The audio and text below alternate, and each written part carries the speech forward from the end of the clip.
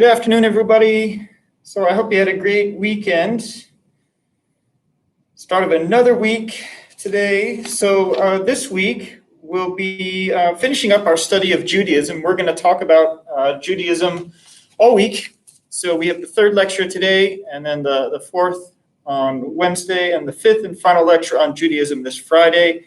And that lecture will explore issues of Judaism and modernity, and that's a pattern that we followed while studying a few other religions this semester. This week we'll also have a couple of assignments. So your first assignment this week starts today. So at the conclusion of my lecture on Judaism today, an online quiz will go active on the Moodle class website. It's labeled simply as Judaism quiz, and it's 5 multiple choice questions, and those questions are all based on today's lecture. So feel free to download the lecture slides and review those as you do the quiz.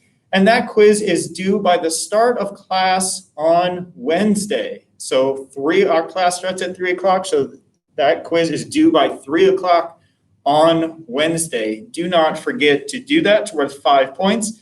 And then on Friday, after we finish our study of Judaism, I'm going to have a second online assignment for you to complete over the weekend before we begin our study of Christianity a week from today, next Monday. Then after we do 5 lectures on Christianity, we will get to our 4th exam of the semester, and that is scheduled for Friday, November 6th. So that will cover all 5 lectures on Judaism and all 5 lectures on Christianity. That's a lot of content, so just giving you some forewarning. That is a much more difficult exam than our most recent exam, Exam 3. That was just 5 lectures worth of content. So the next exam is going to be 10 lectures worth of content. I will, of course, provide you with a study guide a week ahead of time, but don't sleep on this one. And don't think just because you're more familiar with Christianity than you have been with the other religions we've studied, that this is going to be a walk in the park. I guarantee you that it will not. All right. So with that said, let's go ahead and dive into the material for today.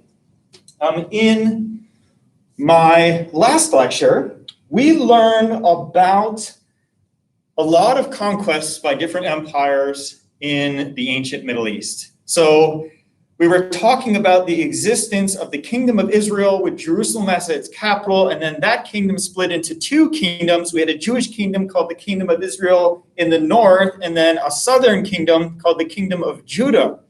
And I mentioned that the Assyrian Empire comes in the 8th century BCE and conquers and eliminates that northern kingdom, leaving only the southern kingdom, the Kingdom of Judah with Jerusalem as its capital remaining.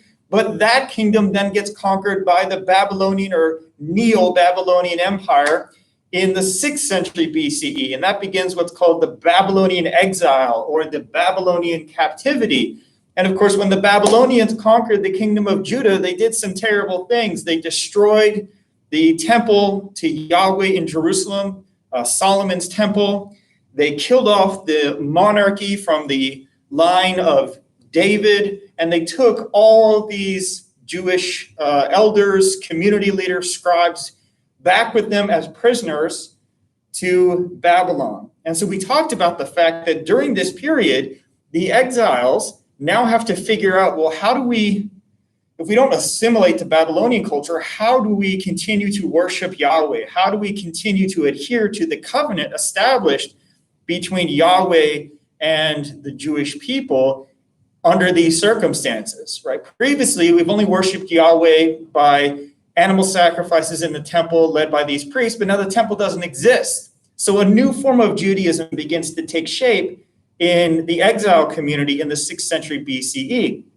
This was the type of Judaism that instead emphasized ritual prayer as a kind of stand-in or substitute for the old animal sacrifices, that invested authority in community elders who possess knowledge of sacred text and sacred narrative, oral tradition about the great prophet Moses, Abraham, Isaac, and Jacob, and so forth.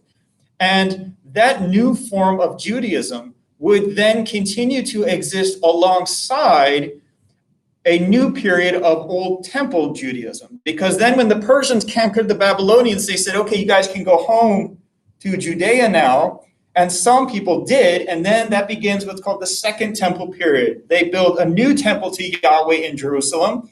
The old form of Judaism with the temple rituals can resume, but now you've got this other form of Judaism that developed existing alongside it. Well, those Persians, of course, get conquered by another empire. That was the Greeks. And then the Greeks are followed by the Romans. And so we're going to start today's lecture by talking about the Roman period in the 1st century of the Common Era. And at this time, under Roman rule, the Jewish community isn't united, right? We have different factions. And I want to talk about 4 core factions that existed in Judea in the 1st century during the Roman period. The first faction is the Sadducees. So the Sadducees are the old temple Jews, those who performed the ritual sacrifices to Yahweh at the temple in Jerusalem. These are the priests, and the priests come up from a specific Israelite tribe. The tradition is that they are the descendants of Aaron, the brother of Moses, and they alone can play this role as priests who perform the sacred rituals to Yahweh in the temple. Then you've got the Pharisees, and the Pharisees represent the type of Judaism that developed during the exile, the type of Judaism that emphasized prayer, personal piety, personal adherence to different rules and regulations that are understood to be the terms of the special covenant between Yahweh and the Jewish people, that invests authority in figures who possess knowledge of those sacred texts, the sacred stories about Moses and the Israelites and so forth. And the Pharisees believed that in addition to the written Torah, there existed an oral Torah, that when Moses received the Torah at Sinai, he had also received an oral Torah, a basis by which we are to understand the written Torah. So while both the Sadducees and the Pharisees have the written Torah, there's also an oral Torah that the Pharisees say was passed along by generation to generation without being written down, and that the Pharisees possess this oral Torah and use it to authoritatively interpret the written text, and thus derive some conclusions that the Sadducees did not.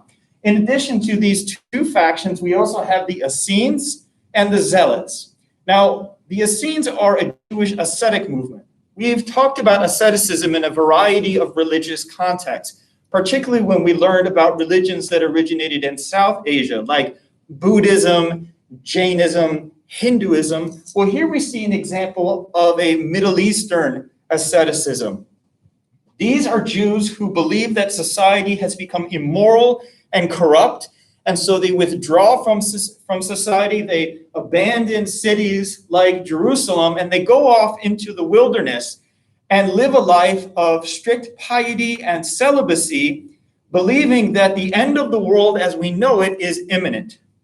And so they are devoted to preparing themselves for God's judgment of this world. So the Essenes are off in the wilderness, rejecting society, and they're preparing for the end of the world by engaging in ritual ablutions, ritual washings, by which they believe they are cleansing themselves of sin because they believe that God's judgment is imminent. Lastly, we have the Zealots. The Zealots are a militant faction of the Jewish community that believes that instead of withdrawing from society like the Essenes, that you need to take up arms and physically, by force of arms, purify Jewish society of these foreign corrupting influences, such as the ideas and culture of the pagan Romans or the Greeks or any of the other neighboring peoples. And so they want to take up arms and fight a holy war against the Romans to once again restore the kingdom of Israel as an independent, powerful, righteous entity apart from all the various empires of the region. So these are the 4 core main factions that existed in the 1st century during the Roman period. Now, next week, after we've concluded our study of Judaism, we're going to revisit this period because this is also the time period where the messianic movement centered around a preacher from Nazareth named Yeshua, who we know as Jesus of Nazareth, developed. And so this is also the time period where Christianity is going to start. And we'll revisit that a week from today, next Monday, when we begin that section of the course. But sticking with Judaism for now, we have these different factions. And in the year 66, the Zealot faction succeeds in launching an all-out war against the Romans. Now, the Roman Empire is famous for a reason, because it was very powerful, very militarily capable, conquered a lot of territory, ruled over a vast domain.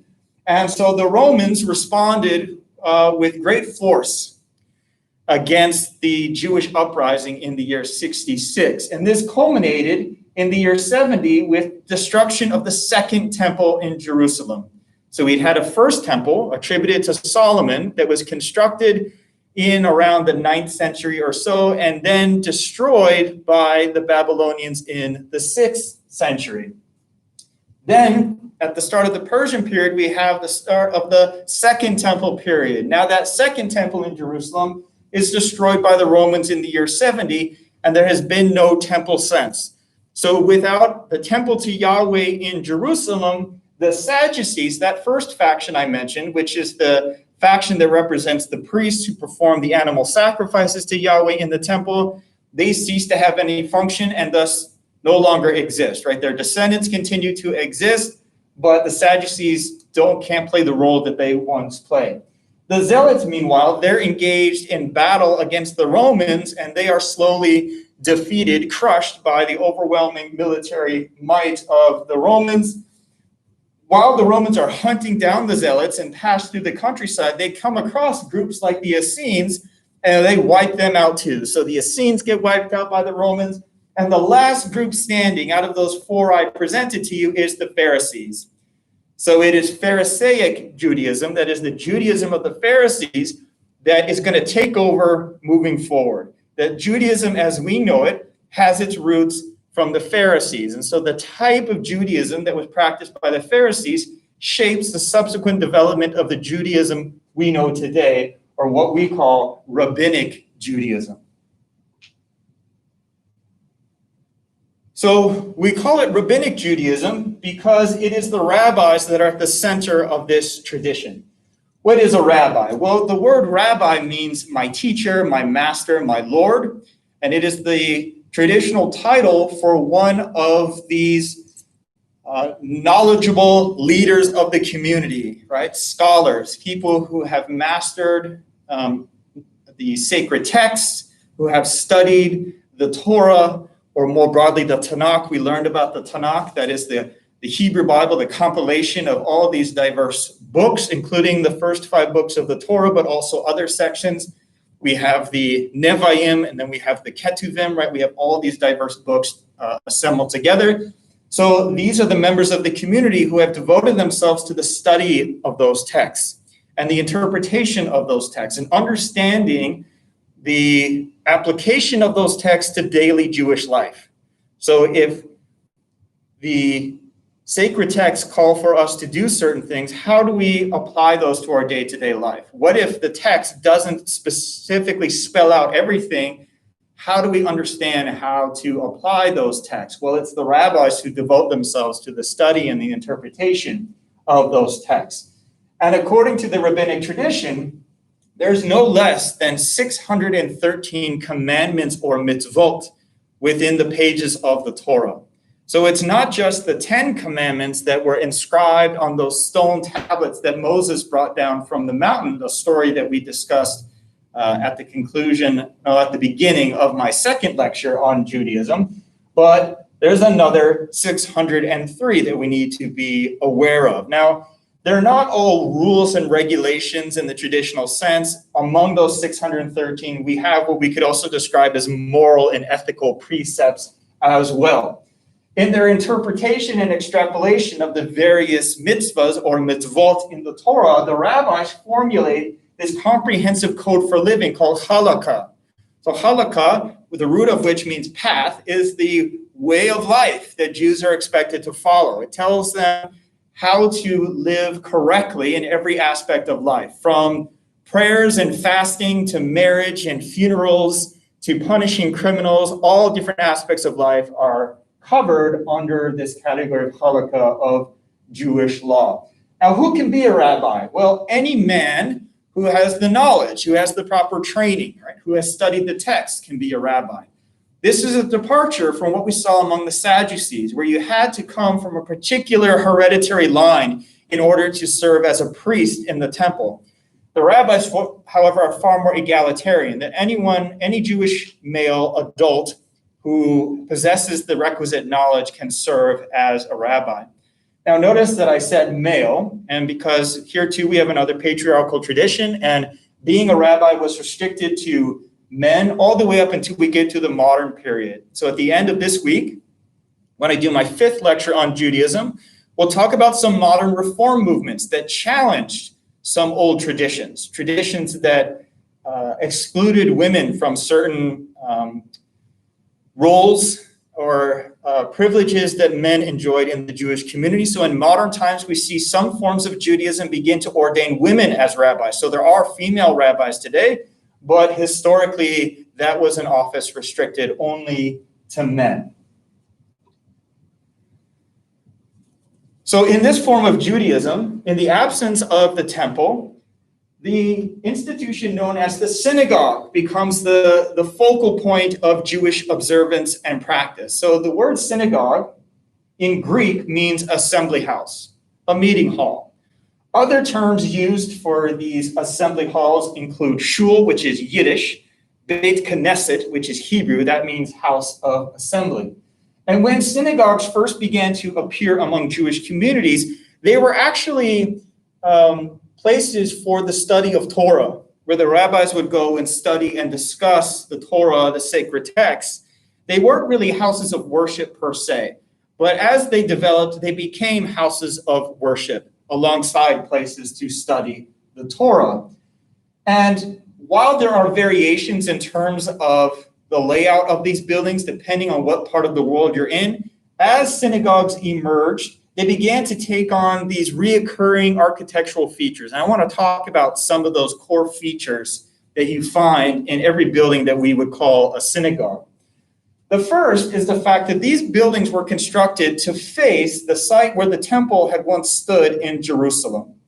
So it's not just facing the city of Jerusalem, but specifically because that was the location of the temple where the Ark of the Covenant had sat within the Holy of Holies. That was, in essence, the closest thing to God's presence on earth that there was. It was the holiest place on earth.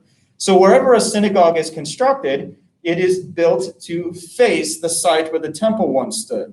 That means then if you have, for example, a synagogue constructed in Persia, or what is today in Iran, it would face to the west.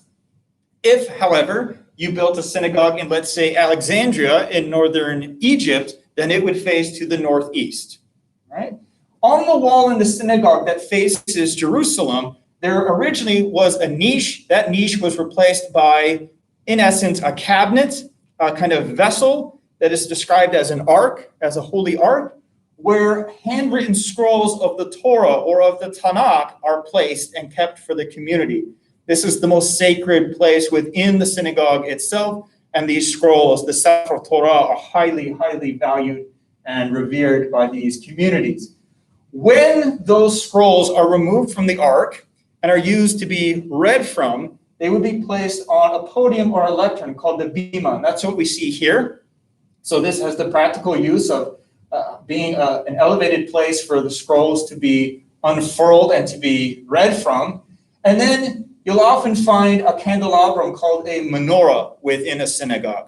Now, the temple in Jerusalem once had a very large gold menorah, and its features are described in the pages of the Torah itself. And it was like 5 feet tall. It had 3 arms on both sides, and that's what we can see here. So this is meant to recall that menorah.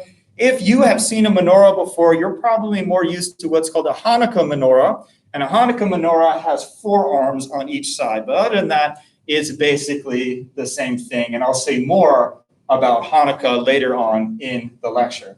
Now, within a synagogue, they were traditionally arranged according to gender. So there were certain spaces where the men would sit and a separate space for the women to sit. Even if you were married, the husband and wife would sit in separate sections. The space around the ark and the bima is for men, And then there would be a separate section behind a partition or a curtain called the mechitza, where the women would sit, or the women, if it was a two-story structure, then the women would sit up in a balcony. Initially, synagogues did not have chairs or benches or pews as such. There was simply an open floor, and people would sit on mats on the ground or on cushions on the ground. And we can see some of that style present in mosques. So later on, we'll study Islam, and like Christianity, Islam has roots within Judaism, and the layouts of early synagogues are reminiscent of what we would later see when Islam develops later in mosques, where you still sit on the ground on mats or on a carpet. And just like synagogues, mosques would also separate a men's section from a women's section. So there are some direct connections there. And likewise, a mosque is built to orient towards a particular direction, a particular site. However, in this case, it's the Kaaba in Mecca instead of the site of the temple in Jerusalem. But you can see the Jewish roots of that arrangement of sacred space. So here we see an image of some modern day handwritten Torah scrolls. These are the sacred scrolls that would be kept in the ark at the front of the synagogue, in front of the lectern in the wall that faces Jerusalem. So even in modern times where you have printing presses, the mass production of text, and people can have personal copies, bound copies of a chumash by which they can read from during the service, communities would still traditionally have these treasured handwritten Torah scrolls that they would keep within the ark. Communities could have multiple scrolls of different sections of the Tanakh and use them as needed depending on the occasion. Over here, we can see some rabbis producing a Sefer Torah, a Torah scroll, and you can see that while one scribe writes, another is checking for accuracy as he goes through the text. During worship services in a synagogue, one male member of the community plays the role of leading the prayers. And this position is called a hazan, also called a cantor in English. And early on, this was a role filled by someone who had adequate knowledge of the sacred text. And in the absence of readily accessible written versions of the text, this often meant had memorized an adequate amount of the text in order to recite the proper sections of the sacred text for the service, for the prayer. As this position developed over the centuries, it increasingly became more and more about music, that the cantor had to possess knowledge of musical traditions in order to lead the services, because the prayers themselves would be sung. And we can see the later addition of choirs to go along with the cantor. So the position of the cantor is separate from the position of a rabbi. Hypothetically, a rabbi could also be a cantor, but they are separate positions. And while the rabbi is a true scholar of the text who formulates Jewish law, or halakha, covers every aspect of life, that's not the job of the cantor. The cantor's job is purely liturgical in nature, leading the worship service, while the rabbi's is not. Now, over time, rabbis will begin to do things like give sermons, to preach to congregations, to counsel and guide community members. And so they begin to look more and more like a clergy person, like the role of a minister in a Christian church, for example. And the cantor is also a kind of clergy position, but not one with the same standing of a rabbi. If you look at this image, you can tell that this is a very traditional synagogue. So when we get to the modern period, which we'll discuss on Friday, we see people changing some traditions about how synagogues should be arranged. So one of the practices that some reform movements do away with is they no longer separate men and women. So in Orthodox synagogues, men and women are still separate, but in Reform synagogues, they sit together. This is obviously an Orthodox synagogue, because if we look, it's nothing but men in this image. So the women, we can conclude, are in a separate section apart from the men. Now, you don't have to go to a synagogue in order to pray. And in fact, it might be difficult to do that, because according to the rabbis interpreting the Torah, interpreting the sacred text, they say that it is required for adult Jews to pray 3 times at specific times every day. And according to rabbinic tradition, that tradition of 3 daily prayers is attributed to the patriarchs. We learned about the patriarchs in my first lecture on Judaism, Abraham, Isaac, and Jacob, Jacob being renamed Israel. And according to rabbinic tradition, it said that the first of the three daily prayers was instituted by Abraham. So that is the dawn prayer. The second of the three daily prayers, which happens at midday, was instituted by Abraham's son and successor, Isaac. And then the third, the dusk prayer, was instituted by Jacob or Israel, who is Abraham's grandson. Now, those three prayers are supposed to be done every day at these specific times during the day. They're not spontaneous. They follow specific guidelines laid down by the rabbis, how they should be performed. For some occasions or some days, there are additional prayers that would also be performed. The prayer could be done in a synagogue, but it can actually be performed anywhere that is clean.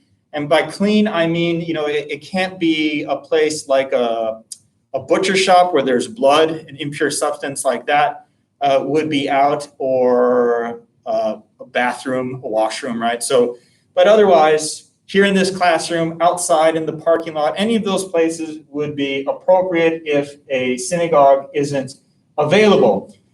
It's always better, according to the rabbis, to pray as a group rather than individually. So individually, your prayer is still acceptable, but if you can find 9 other adult Jewish males, then you can form a minyan, which is an officially recognized congregation, that you can perform the congregational or communal prayer. That prayer is considered to be superior to an individual prayer. But obviously a minyan is not always available. Now, in terms of performing the prayer itself, there are various ritual objects that are traditionally used, one of which is a prayer book, a siddur. And the prayer book, is a good indication of the fact that this isn't a kind of emotional, spontaneous prayer. This is a prayer where you're following specific steps, a specific liturgy that has to be recited. So if you don't have that memorized, then you can use the prayer book, which will tell you what you're supposed to be reciting. In addition to the prayer book, we can see 3 different important ritual objects being utilized by the young man in the lower right-hand corner. One, he's wearing tefillin, which are these leather straps that go around his arm, and leather boxes, a second one up on his head. He's also wearing a talit, which is a prayer shawl. And lastly, he's wearing a prayer cap, a yarmulke, or a kippah. Let's take a look at those 3 ritual objects in closer detail. First, let's look at the talit. So the talit is the prayer shawl. It's also called a talith or talis in Yiddish. Yiddish is a variant of Hebrew that developed among Ashkenazi Jews in Central Europe initially, so it blends German and Hebrew. And the talith is worn for the first of the 3 daily prayers. So it's worn for the dawn prayer, and then on the holiest day of the year, which is Yom Kippur, the Day of Atonement, a day of fasting and repentance, and I'll say more about Yom Kippur at the end of the lecture today, the talith is worn for all the daily prayers. Now, as you can tell by the image, there are different ways of wearing the talith. Some men are wearing it over their heads, others just around their shoulders. So the rabbis disagree about how precisely you should wear the talith, or whether there is acceptable variant ways. So you can see some differences there.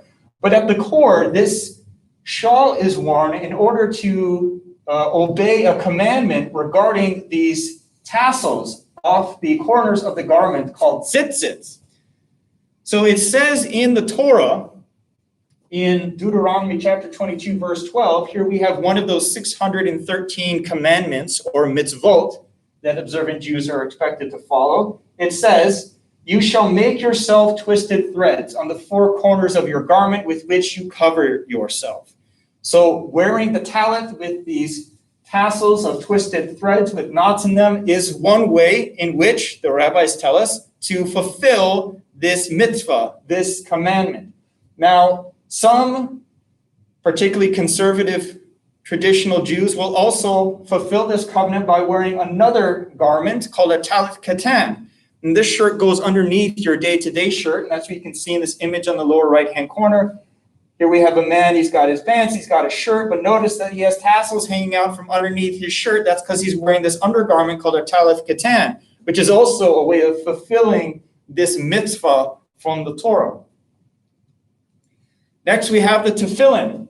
So the tefillin is a leather strap that is wrapped around the arm, and attached to the leather strap, there are two leather boxes. One box goes on the arm, the other one goes on the forehead. And within those leather boxes, there is a small piece of parchment with a verse of the Torah inscribed on it. Why is that worn during the prayers? Well, it's based on rabbinic interpretation of this mitzvah from the Torah. It says in Deuteronomy chapter 11, verse 18, "You shall put these words of mine," aka the words of the Torah, "on your heart and on your soul, and you shall tie them for a sign upon your arm, and they shall be as totafot between your eyes." So I left the original word here, totafot, because apparently that word is very obscure in the classical Hebrew, but the rabbis interpret it to mean these leather boxes. So the totafot between your eyes is this leather box which contains a piece of parchment with words of the Torah on it that's worn on the forehead, and then there's another leather box like that that is placed on the arm. So here we see a really interesting illustration of the important role that the rabbis play in translating Jewish practice from verse to actual lived reality, right? If you didn't know anything about tefillin and you read this verse, you probably wouldn't come away with that, right? It's not abundantly clear from this passage, but through the role of the rabbis as the intermediaries who interpret the text for the community comes the practice of wearing tefillin. Lastly, we have the yarmulke or the kippah, this prayer cap that is worn by Jewish men. And at a minimum, you would wear the yarmulke for prayer, and certainly when you're in a synagogue. But according to some rabbis, men should wear the yarmulke or kippah at all times, excluding, for example, bathing or sleeping. But otherwise, you wear it all the time, not just during prayer or while in a synagogue. And so you can see how the prayer cap, in order to keep it in place for those who are wearing it as they're going through their day, right, might be moving around a lot, even employ clips to keep the kippah in place. Now, you may be aware of the Hasidic community or the Haredi community. If you've ever been to New York City, there is a large Hasidic community there in neighborhoods like Williamsburg and Brooklyn. And Hasidic men wear these black brimmed hats. And you might think that those hats are a substitute for the kippah or the yarmulke, but they're actually not. In this image, you can see these young Hasidic men are wearing black brimmed caps, but they actually have a kippah on underneath. So the black brimmed cap is not a substitute for the kippah or yarmulke. The yarmulke is just worn underneath the black brimmed hats. Now, there's something else that's distinctive about these young men. You'll notice that they all have grown out the hair over their ears. They have these side curls that they've allowed to grow out. So this is based on certain rabbinic interpretation of another mitzvah, another commandment in the Torah found in Leviticus chapter 19, verse 27, where Yahweh says, "You shall not round off the payat of your head." The payat, according to the rabbis, are the corners of your head, and the rabbis say that the human head has 5 corners. 1, 2, 3, 4, 5. So you can cut your hair everywhere except those 5 corners. That means that you're going to grow a beard as long as you're old enough to actually grow a beard. These guys are a little young. But then here, you can cut your hair short everywhere except here. So this is the place where you're supposed to let your hair grow. So we see here that these young men have allowed the hair on this part of their head to grow because it's a fulfillment of this mitzvah, of this commandment in the Torah, according to the rabbis. So while men are expected to wear a yarmulke or a kippah, women are expected to wear a headscarf covering their hair. And this applies once they come of age. A Jewish girl becomes a bat mitzvah, a daughter of the commandments, at age 12 in Orthodoxy. Later on, the Reform Jewish tradition would place it at 13, but still young, after which you are a woman and have to follow the commandments. And so a Jewish woman is expected to cover her hair except for her husband. So a common way to do that would be to wear a headscarf. And I'm sure you've all heard of wearing a headscarf in the context of Muslim communities, that Muslim women will cover their hair with the headscarf, but it doesn't originate with Islam. It originates with Judaism. And one alternative to wearing a headscarf or another kind of hat or cap to cover their hair, and this developed among Jews in Europe, is that some Jewish women will wear a wig, that they will cover their real hair with a wig, and so it looks like they're not wearing a head covering, right? But actually they're still following the letter of the law by covering their hair. And in many cases, they'll actually cut their real hair very short and wear a wig. So only their husband will see their real hair. So I've shown you some examples of the important role that rabbis play in interpreting what can sometimes be ambiguous passages in the Bible, such as the verse that is interpreted to refer to tefillin. Well, this stuff originates in active rabbinic discourse, in Talmudic academies and so forth, in the centers of scholarship, but then of course it gets written down. So when we look at the first century of the Common Era, which is the starting point for today's lecture, we have rabbis formulating what's called midrash, legal explanations about verses or additional supplemental stories about the content of the Torah. And that material then develops into a text called the Mishnah. And the Mishnah is put together in the 3rd century of the Common Era by Rabbi Judah Hanasi. And according to tradition, Rabbi Judah was from the line of David, right? This prestigious royal line. And Judah Hanasi collects all this material, these rabbinic interpretations, and organizes that material according to topic. And this text, the Mishnah, takes on a very important role in Jewish thought. Why? Because, as we know, going back to the Pharisees, there was a belief that the great prophet Moses received not only the written Torah at Sinai, the written revelation, but also something called the oral Torah, which was passed on through oral tradition that guides how we understand the written text. So when Rabbi Judah puts together the Mishnah is understood as a written record of what was the oral Torah. And so the Mishnah has this elevated status alongside the written Torah, right? It has a status of like revelation in the process. Because of that important status, the rabbis now begin to write commentaries explaining the Mishnah, and we have even more literature being produced. So that results in the creation of what's called the Talmud. And I've mentioned the Talmud a few times already. The Talmud consists of the Mishnah of Rabbi Judah plus commentaries on the Mishnah called Gemara. So if we look at this image on the right-hand side of the slide, you'll see that this Hebrew text is arranged in a very peculiar way, that it's arranged in different columns. The center column here is from the Mishnah of Rabbi Judah, the written record of the oral Torah. Then surrounding it, we have an additional column. This is Gemara. This is the rabbinic commentary on the meaning of the Mishnah. And then we have yet another section which represents footnotes and other supplemental material that the reader can use to understand the Gemara. Now, this body of knowledge, these texts are produced by Jewish scholars existing wherever they are. And we know that by this time in Jewish history, you not only have the Jewish community in Judea and the neighboring region, but you also have those whose ancestry goes back to the exiles from the 6th century. So you have Jews in places like Iraq and Iran, or what was Mesopotamia, Babylonia, and Persia. And so we see the creation of 2 independent Talmuds. There is the Palestinian Talmud, also called the Jerusalem Talmud, among those in Judea. And then among the Jewish community that existed in Mesopotamia, Iraq, Persia, you have what's called the Babylonian Talmud. And it's actually the Babylonian Talmud that is more influential. And in the succeeding centuries, the leading scholars of the Talmud and of rabbinic knowledge existed in what is now Iraq.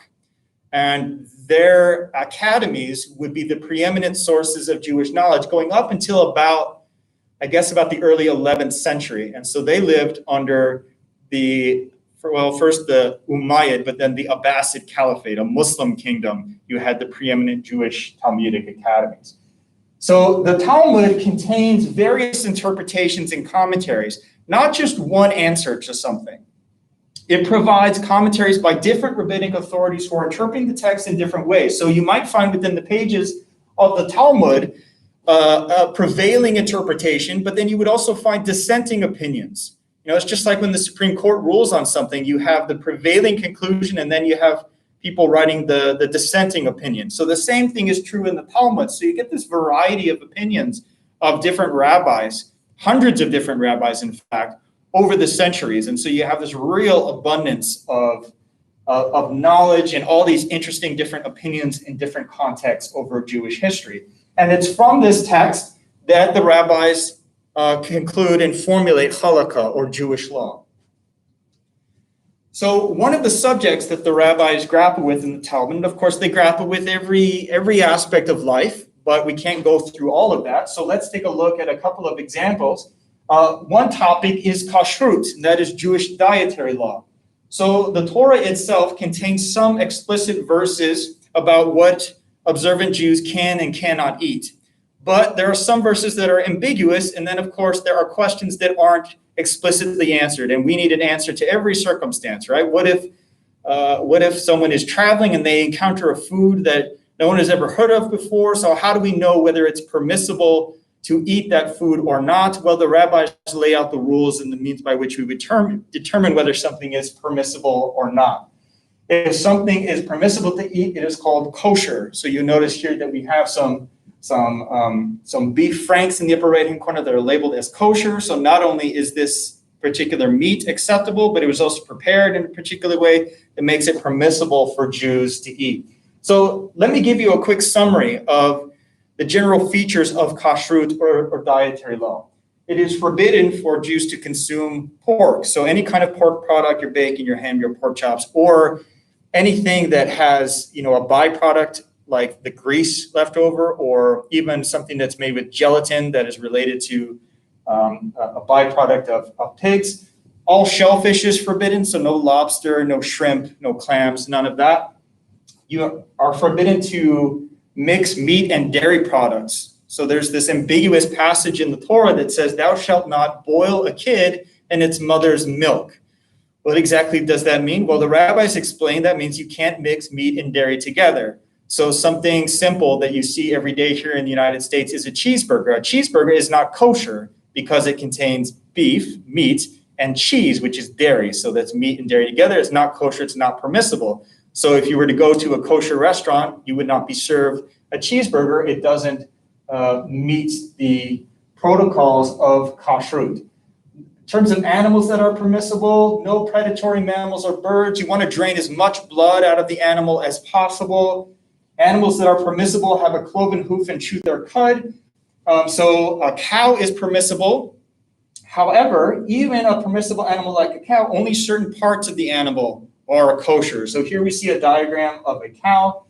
The meat taken from the upper portion of the body, such as the ribs, that is kosher. But meat from the lower portion of the body, such as a rump roast, is not kosher. So again, if you were to go to a store and buy something like these, David's kosher beef franks, you know not only that the cow is acceptable, but it's made from a certain part of the cow which makes them kosher, and that the animal was slaughtered in a way to drain out as much blood as possible. Because the United States is the second largest Jewish community in the world, it's very common when you go to a supermarket to see various food products carrying one of these symbols, which tell us whether something is kosher or not.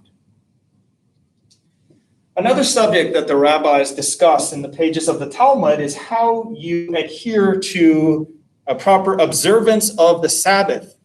So in an earlier lecture, I discussed the 10 commandments with you, and one of those commandments was to keep the Sabbath holy. Well, in Leviticus chapter 23, verse 3, Yahweh says there are 6 days when you may work, but the seventh day is a day of Sabbath rest, a day of sacred assembly. You are not to do any work wherever you live. It is a Sabbath to the Lord. So there we have another mitzvah, in this case, prohibiting any work on the Sabbath day, the seventh day. And I mentioned in my earlier lecture that the seventh day in Judaism is not Sunday, it's Saturday. And in the Jewish reckoning of time, the same thing is true in Islam, by the way, the night precedes the day. So the seventh day, the Sabbath day, begins when the sun sets on Friday. It goes through that evening, and then it ends when the sun sets on Saturday. So in terms of daylight hours, Saturday is the Sabbath, but it technically begins when the sun sets on Friday. So for that duration of time, it is forbidden to do anything that could be a form of work. What do we know what constitutes work or not? For example, if I drive my car, is that a type of work, or operating any type of machinery? Well, that's where the rabbis take over, right? So they explain what you can and cannot do. It's more than just not going to your 9-to-5 job. It also includes things like work that you might do at home, like cooking, preparing a meal. It's forbidden to cook, to prepare a meal on the Sabbath. So what you would want to do for the Sabbath meal is do all the cooking on Friday before the sun sets, because as soon as the sun sets, it's the Sabbath, you can't cook anymore. You can eat, but you can't do any more of the cooking. You also couldn't do something like build a fire. Now, modern rabbis grappling with our modern world and modern technology have had to reinterpret the rules of the Sabbath. And some rabbis, not all, some rabbis interpret things like operating an electric switch, like turning on a light, as analogous to building a fire, that the electrical current is sort of like building a fire. So therefore, they prohibit operating a light switch. That means then that if you want light in your house on the Sabbath, you would go and turn on the lights that you want for the Sabbath day before the sun sets on Friday. Because if you were to operate the light switch once the sun sets and it's the Sabbath, you're violating the commandment, right? You're violating the Sabbath. So this is all explained through the work of the rabbis. The rabbis also talk about substances that are pure and impure. And we've talked about notions of purity and impurity in earlier lectures on other religions. We definitely talked about it in our exploration of Shinto in Japan. And the rabbis also talk about pure and impure substances, that there are certain substances that defile one and would prevent you from being able to perform the daily prayers, or from touching or reading from the Torah, or of having relations with your wife. And so it's important to be conscious of those things and then to purify yourself. An act of ritual ablutions, of washing, in order to purify yourself so that you can fulfill the daily prayers, or that you can read from Torah or have proper family relations and so forth. So Jewish law, halakha, informs you what those substances are, what you should avoid them. And in some instances, when you find yourself in a state of great impurity, you may have to make use of what's called a mikvah. A mikvah is a Jewish ritual bath that is used for a total body purification. This can be used by men or women, but it's especially important for Jewish women because women have to go through their monthly cycle, their menstrual cycle, and that is a source of impurity. So the rabbis say that when a woman goes through her menstrual cycle, she becomes impure, she becomes defiled by it, and so she has to go to a mikvah to purify herself before she can pray or touch Torah or have contact with her husband again. And that's rooted in explicit verses of the Bible, of the Torah. So a mikvah is a vessel constructed according to what the rabbis say. It has a minimum of 200 gallons of water, and it has to be connected to a natural source of water. So it can't just be tap water. It would have to be connected to, let's say, a basin of rainwater or to a river. Any river with flowing water is considered to be a kosher, that is acceptable, permissible mikvah. So if you were to go to like the River Jordan, you could use that as a kosher mikvah. But let's say you live in the middle of a city and there's not a river nearby or something like that, then you would need a facility like this. These are the ruins of an ancient mikvah. Here we have a modern 21st century mikvah that you would find in a place like Williamsburg in Brooklyn. In addition to ritual purifications of the body, of course, it's also important to purify one's spirit or soul through repentance and various means of atonement. And that is most important on the most sacred day of the year, which is Yom Kippur, the Day of Atonement. This is the day which, according to the rabbis, God takes account of your actions from the previous year and decides who's going to live and die in the coming year. And adult Jews that is, will abstain from food or drink for 25 hours. So they will fast for 25 hours and attend services. This is the day that I mentioned that the talit can be worn for all the daily prayers. And this is really the day where people who aren't even particularly religiously observant will still show up at the synagogue because it's that important. And Yom Kippur is also the end of the period known as the 10 days of awe, a period that begins with the first day of the Jewish calendar, Rosh Hashanah, which is Jewish New Year. In Judaism, there is a separate calendar, which traditionally was a lunar calendar, but it was modified in modern times to roughly align with the solar Gregorian calendar. So while the exact dates of Yom Kippur, Rosh Hashanah, and Hanukkah, and Passover, and other Jewish holidays will change from year to year, they'll still fall during the same period of the year. So for example, Hanukkah, as I think everyone knows, occurs in the winter. So it tends to overlap with the Christian festival of Christmas, but it's a different day. In fact, it's a period of 8 days. And why is it different? Because it's based on this resetting calendar that roughly keeps the holidays during the same time of year, but not the exact same date. All right, I'm all out of time, so that concludes the lecture today. Don't forget to do the quiz, 5 multiple choice questions based on today's lecture, and I will see you on Wednesday.